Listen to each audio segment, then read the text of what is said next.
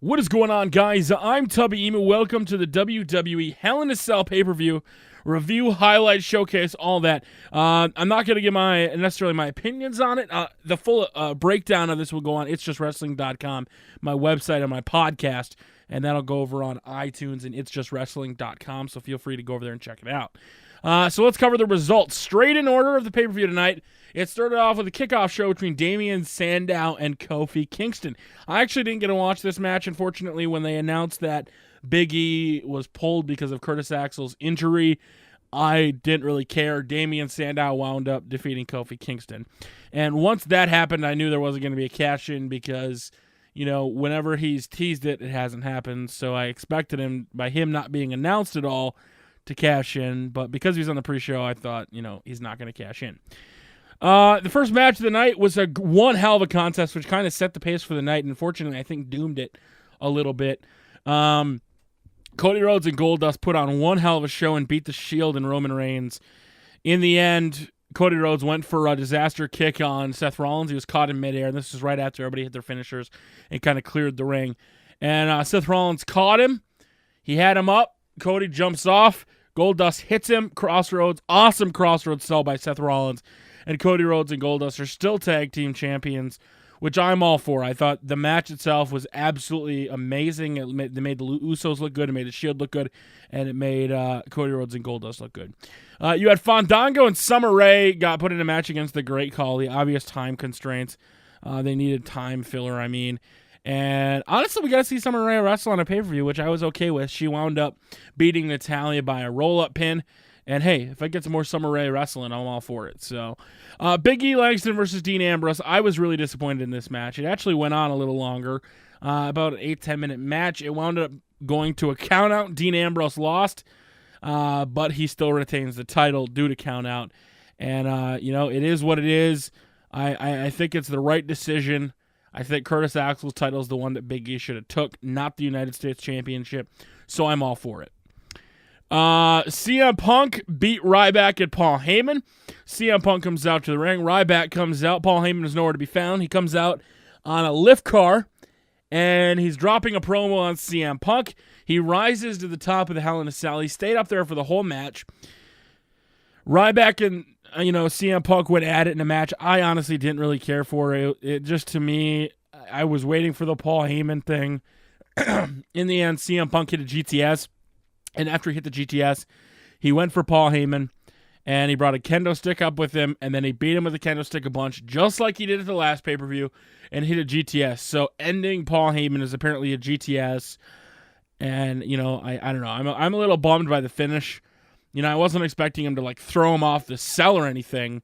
The payoff for a 5-month build to hit one GTS on top of a Hell in a Cell. As cool as it was, don't get me wrong, I feel like I'm shorted out a little bit, but I definitely hope this rivalry is over with. Next up, Los Matadores took on the Real Americans, and a match that it actually wasn't that bad. Los Matadores are, you know, pretty entertaining to watch. They wound up beating the Real Americans tonight. The Real Americans, we had an awesome swing that lasted 31 rotations, about 45 seconds from Antonio Cesaro on one of them, Diego or Fernando. And then John Cena taking on Alberto Del Rio was actually a pretty good match. I enjoyed it personally. John Cena wound up winning with the attitude adjustment, and the crowd really didn't care for the match. But when he hit the attitude adjustment and he pinned him for the title, the crowd popped like crazy. It is what it is. John Cena's back in the WWE. He's got a championship. I think it's smart for business. Everybody always complains about, you know, the World Heavyweight Championship meaning nothing or really not being a big deal, or, you know, it's relegated to the B show. And people are always bitching about John Cena being the biggest thing in the company and always getting featured and this and that. So you're complaining that now the World Heavyweight Championship is going to be featured because of John Cena. I'm personally all for it. I was getting sick of Del Rio. Let Cena have the title. Maybe even tomorrow he gets cashed in on. You know, I would be okay with that. But I'm glad Cena won. I think it's great. That's just my personal opinion. I'll fully break down the match over on the podcast, like I said. But John Cena did beat Alberto Del Rio. Cena earlier on in the match was a little, trying to protect his elbow. It kind of seemed a little heelish, reminded me of like when Damien Sandow kind of hides out of the ring. But when he ended up winning with the attitude adjustment, I popped. I was all happy for it. And no cash in, obviously. So it was a little disappointing on the no cash in, but hey, it is what it is. Cena beats Del Rio clean. Next up is a match that unfortunately I didn't really watch. I was following along with you guys on itsjustwrestling.com and tweeting along with the live coverage, and I just kind of got swept up in it, and I missed the match, and the last thing I saw was AJ Lee making Brie Bella tap to the Black Widow. Wasn't that long of a match. It was about 4 minutes.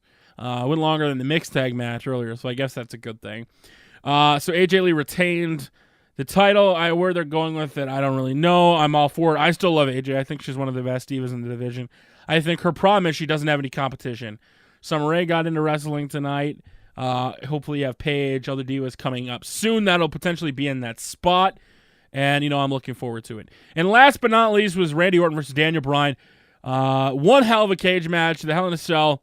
They put on a show. Unfortunately, the ending.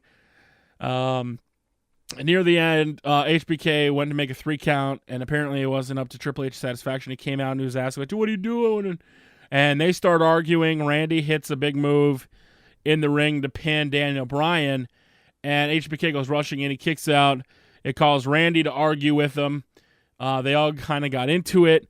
Eventually in the ring, Randy would run into HBK. Triple H would try to get in to check on HBK, and by doing that, Daniel Bryan would hit a big running knee on Triple H, and then HBK, I don't know if it was necessarily retaliation, but he botched it, hit a super kick on Daniel Bryan, and I thought they stalled a little too long. I thought he should have hit it. Randy should have pinned him right away, but Randy pinned Daniel Bryan 1, 2, 3 in the ring.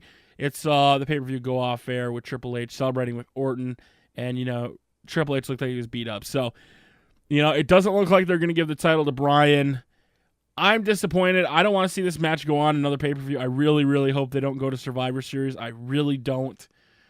Would it be the end of the world? No. But, I hope it is kind of a definitive finish here at the pay-per-view. I hope this was just kind of the end of it. Daniel can go on to feud with Triple H and do his thing. So, let me know what you guys thought of the pay-per-view in the comment section below. Make sure to go to my website, itsjustwrestling.com. And as always, guys, thank you for watching, and we will see you all later.